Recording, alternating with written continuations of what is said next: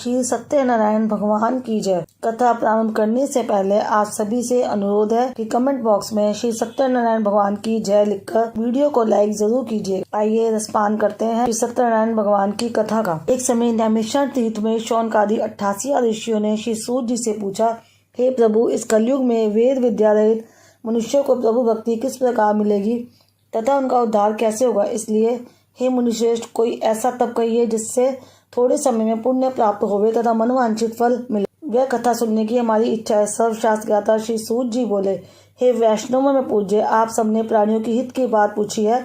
अब मैं उस श्रेष्ठ व्रत को आप लोगों से कहूँगा जिस व्रत को नारद जी ने लक्ष्मी नारायण से पूछा था और लक्ष्मीपति ने मुनि श्रेष्ठ नारद से कहा था। सो ध्यान से सुनो। एक समय योगीराज नारद जी दूसरों के हित की इच्छा से अनेक लोकों में घूमते हुए मृत्यु लोक में आ पहुंचे। यहाँ अनेक योनियों में जन्मे हुए प्राय सभी मनुष्यों को अपने कर्मों द्वारा अनेकों दुखों से पीड़ित देखकर सोचा, किस यत्न के करने से निश्चय ही प्राणियों के दुखों का नाश हो सकेगा। ऐसा मन में सोचकर विष्णु लोक को गए। वहाँ श्वेत वर्ण और 4 भुजाओं वाले देवों के ईश नारायण को देखकर, जिनके हाथों में शंख चक्र गदा तथा पद्म थे तथा वरमाला पहने हुए थे, स्तुति करने लगे। हे भगवान, आप अत्यंत शक्ति से संपन्न है। मन तथा वाणी भी आपको नहीं पा सकती। आपका आदि मध्य अंत नहीं है। निर्गुण स्वरूप सृष्टि के आदि भूति व भक्तों के दुखों को नष्ट करने वाले हो, आपको मेरा नमस्कार है। नारद जी ने इस प्रकार की स्तुति सुनकर विष्णु भगवान बोले, हे मुनिश्रेष्ठ, आपके मन में क्या है? आपका किस काम के लिए आगमन हुआ है? निसंकोच कहो। तब नारद मुनि बोले, मृत्यु लोक में सब मनुष्य जो अनेक योनियों में पैदा हुए हैं, अपने अपने कर्मों के द्वारा अनेक प्रकार के दुखों से दुखी हो रहे हैं। हे नाथ, मुझ पर दया रखते हो तो बतलाइए कि उन मनुष्यों के सब दुख थोड़े से ही प्रयत्न से कैसे दूर हो सकते हैं। श्री भगवान जी बोले, हे नारद, मनुष्य की भलाई के लिए तुमने बहुत अच्छी बात पूछी है।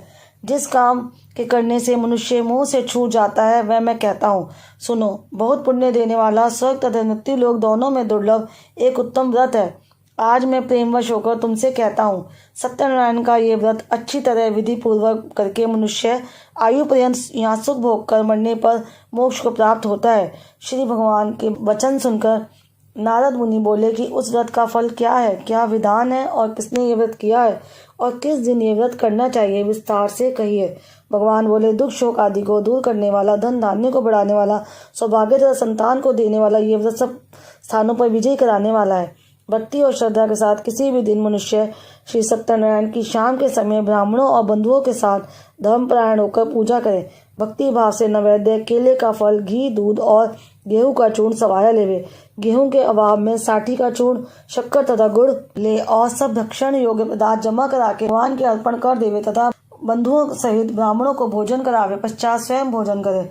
नृत्य की आदि का आचरण कर सत्यनारायण भगवान का स्मरण करता हुआ समय व्यतीत करे।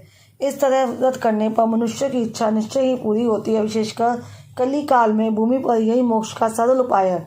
सूत जी बोले, हे ऋषियों, जिसने पहले समय में इस व्रत को किया है उसका इतिहास कहता हूँ, ध्यान से सुनो। सुंदर काशीपुर नगरी में एक अत्यंत निर्धन ब्राह्मण रहता था। वे भूख और प्यास से बेचैन हुआ नित्य पृथ्वी पर घूमता था। ब्राह्मणों से प्रेम करने वाले भगवान ने ब्राह्मण को दुखी देखकर बूढ़े ब्राह्मण का रूप धर उसके पास जा आदर से साथ पूछा, हे विप्र, नित्य दुखी हुआ पृथ्वी पर क्यों घूमता है? हे श्रेष्ठ ब्राह्मण, ये सब मुझसे कहो, मैं सुनना चाहता हूँ। ब्राह्मण बोला, मैं निर्धन ब्राह्मण हूँ, भिक्षा के लिए पृथ्वी पर फिरता हूँ। हे भगवान, यदि आप इसका उपाय जानते हो तो कृपा कर कहो। वृद्ध ब्राह्मण बोला कि सत्यनारायण भगवान मनवांछित फल देने वाले हैं, इसलिए हे ब्राह्मण, तू उनका पूजन कर, जिसके करने से मनुष्य सब दुखों से मुक्त होता है। ब्राह्मण को व्रत का सारा विधान बतलाकर बूढ़े ब्राह्मण का रूप धारण करने वाले सत्यनारायण भगवान अंतर ध्यान हो गए। जिस व्रत को वृद्ध ब्राह्मण ने बतलाया है मैं उसको करूंगा, ये निश्चय करने पर उसे रात में नींद भी नहीं आई। वह सवेरे उठ सत्यनारायण के व्रत का निश्चय कर भिक्षा के लिए चला। उस दिन उसको भिक्षा में बहुत धन मिला, जिससे बांधवों के साथ उसने सत्यनारायण का व्रत किया। इसके करने से वह ब्राह्मण सब दुखों से छूटकर अनेक प्रकार की संपत्तियों से युक्त हुआ। उस समय से वह ब्राह्मण हर मास व्रत करने लगा। इस तरह सत्यनारायण भगवान के व्रत को जो करेगा वह सब पापों से छूटकर मोक्ष को प्राप्त होगा। आगे जो पृथ्वी पर सत्यनारायण का व्रत करेगा वह मनुष्य सब दुखों से छूट जाएगा। इस तरह नारद जी ने नारायण का कहा हुआ ये व्रत मैंने तुमसे कहा।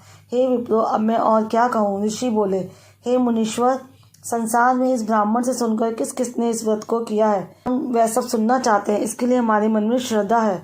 सूत जी बोले, हे मुनियों, जिस जिसने इस व्रत को किया है वह सब सुनो। एक समय ब्राह्मण धन और ऐश्वर्य के अनुसार बंधु बांधवों के साथ व्रत करने को तैयार हुआ।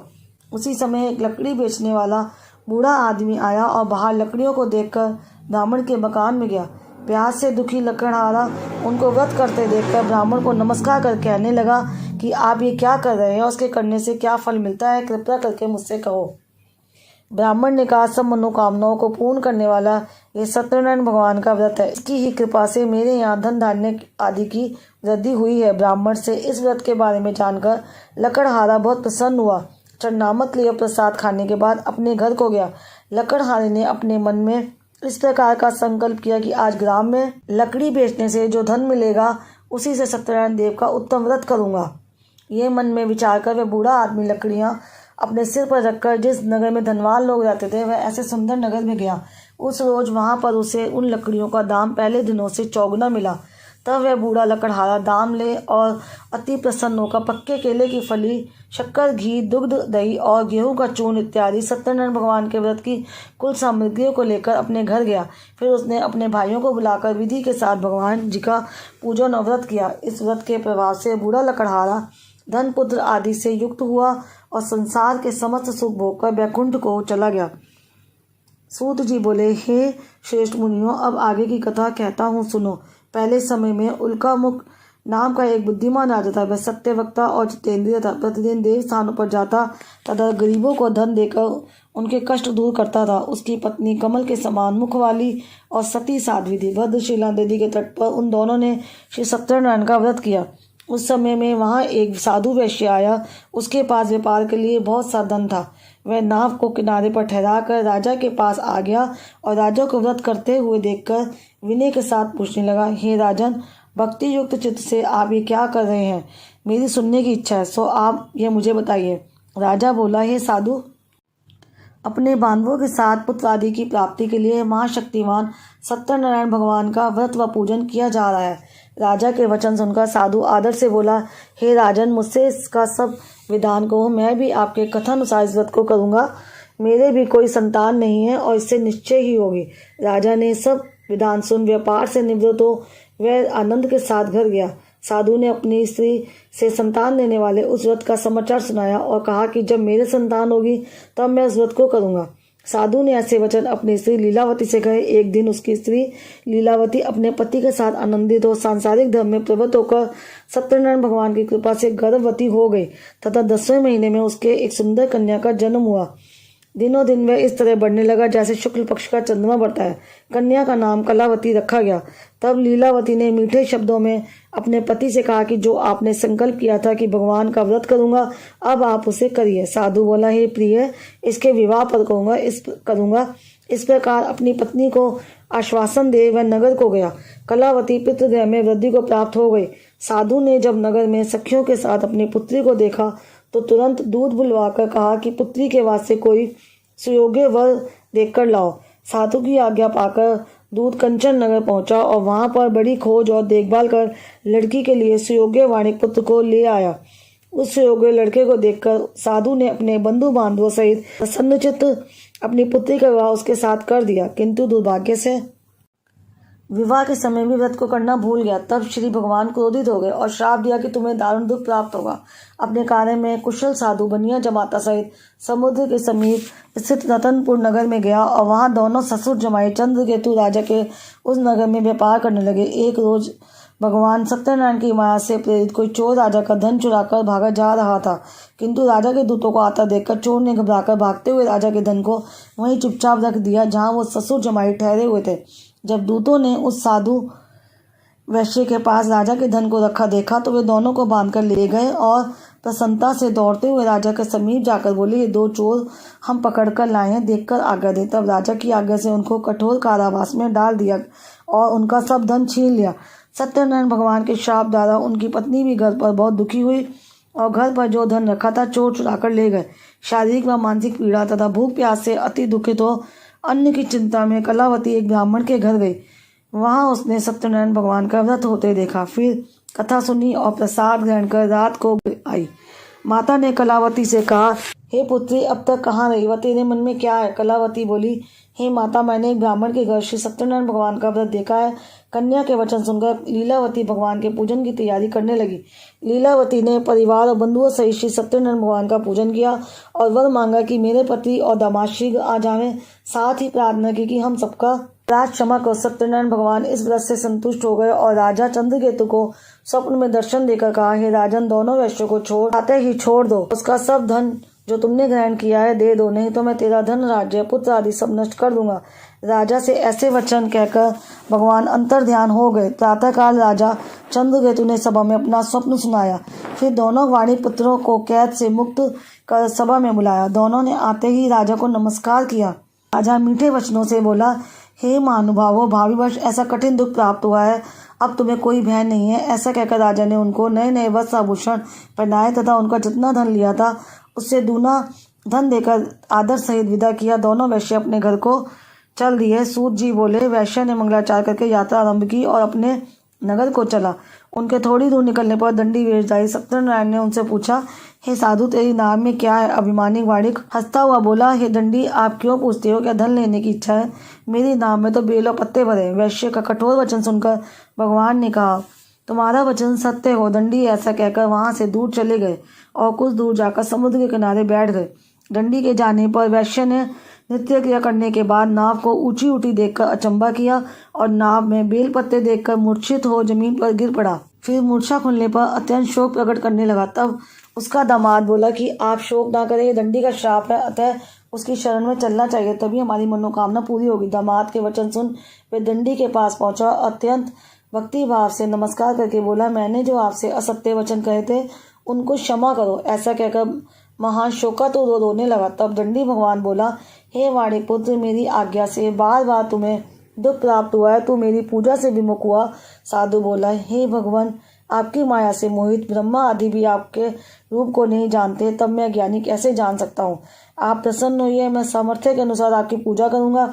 मेरी रक्षा करो, पहले के समान नौका में धन भर दो। उसके भक्ति युक्त वचन सुनकर भगवान प्रसन्न हो उसकी इच्छा अनुसार वर देकर अंतर्ध्यान हो गए। तब उन्होंने नाव पर आकर देखा कि नाव धन से परिपूर्ण है। फिर वह भगवान सत्यनारायण का पूजन कर साथियों सहित अपने नगर को चला। अब अपने नगर के निकट पहुंचकर दूत को घर भेजा। दूत ने साधु के घर जा उसकी स्त्री को नमस्कार कर कहा कि साधु अपने दामाद सहित इस नगर के समीप आ गए हैं। ऐसा वचन सुन साधु की स्त्री ने बड़े हर्ष के साथ सत्यदेव का पूजन कर पुत्री से कहा, मैं अपने पति के दर्शन को जाती हूँ, तू कार्य पूर्ण कर शीघ्र आ। माता के ऐसे वचन सुनकर कलावती प्रसाद छोड़कर पति के पास गई। प्रसाद की अवज्ञा के कारण सत्यदेव रुष्ट पति को नाव से पानी में डुबो दिया। कलावती अपने पति ना देखकर रोती हुई जमीन पर गिर गई। इस तरह नौका को डूबा हुआ तथा कन्या को रोता देख साधु दुखित हो बोला, हे प्रभु, मुझसे या मेरे परिवार से जो भूल हुई है उसे क्षमा करो। उसके दीन वचन सुनकर सत्यदेव प्रसन्न हो गए और आकाशवाणी हुई, हे साधु, तेरी कन्या मेरे प्रसाद को छोड़कर आई है, इसलिए इसका पति अदृश्य हुआ है। यदि वे घर जाकर प्रसाद खाकर लौटे तो इसे पति अवश्य मिलेगा। ऐसी आकाशवाणी सुन कलावती ने घर पहुंचकर प्रसाद खाया, फिर आकर पति के दर्शन किए। तत्पश्चात साधु ने बंधु बांधवों सहित सत्यदेव का विधि पूर्वक पूजन किया। उस दिन से वह पूर्णिमा को सत्यनारायण का पूजन करने लगा। फिर इस लोक का सुख भोग कर अंत में स्वर्ग लोक को गया। जी बोले, हे ऋषियों, मैं और भी कथा कहता हूँ, सुनो। प्रजा पालन में लिंग तुरंजन नाम का एक राजा था। उसने भी भगवान का प्रसाद त्याग कर बहुत दुख पाया। एक समय वन में जाकर वन्य पशुओं को मारकर बड़ के पेड़ के नीचे आया। वहां उसने ग्वालों को भक्ति भाव से बंधुओं सहित सत्यनारायण जी का पूजन करते देखा। राजा देखकर भी अभिमानवश वहां नहीं गया और ना ही नमस्कार ही किया। जब ग्वालों ने भगवान का प्रसाद उसके सामने रखा तो वह प्रसाद को त्याग कर अपनी सुंदर नगरी को चला। वहीं उसने अपना सब कुछ नष्ट पाया तो वह जान गया कि सब भगवान ने किया है। तब वह विश्वास कर ग्वालों के समीप गया, विधि पूजन कर प्रसाद खाया तो सत्यदेव की कृपा से पहले जैसा था वैसा ही हो गया। फिर दीर्घ काल तक सुख भोग कर मरने पर स्वर्ग लोक हो गया। जो मनुष्य इस परम दुर्लभ व्रत को करेगा, भगवान की कृपा से उसे धन धान्य की प्राप्ति होगी। निर्धन धनी और बंदी बंधन से मुक्त होकर निर्भय हो जाता है। संतानहीनों को संतान प्राप्ति होती है तथा सब मनोरथ पूर्ण होकर अंत में वैकुंठ धाम को जाता है। जिन्होंने पहले इस व्रत को किया, अब उनके दूसरे जन्म की कथा कहता हूँ। वृद्ध शतानंद ब्राह्मण ने सुदामा का जन्म लेकर मोक्ष को पाया। उल्का मुख नाम का राजा दशरथ होकर वैकुंठ को प्राप्त हुआ। साधु नाम के वैश्य ने मोहध्वज बनकर अपने पुत्र को आरे से चीरकर मोक्ष को प्राप्त किया। महाराज तुंगध्वज ने स्वयंभू होकर भगवान में भक्ति युक्त कर्म कर मोक्ष को प्राप्त किया। श्री सत्यनारायण भगवान की कथा समाप्त हुई। कथा समाप्त होने के बाद प्रेम से जयकारा बोलना चाहिए। बोलिए सत्यनारायण भगवान की जय।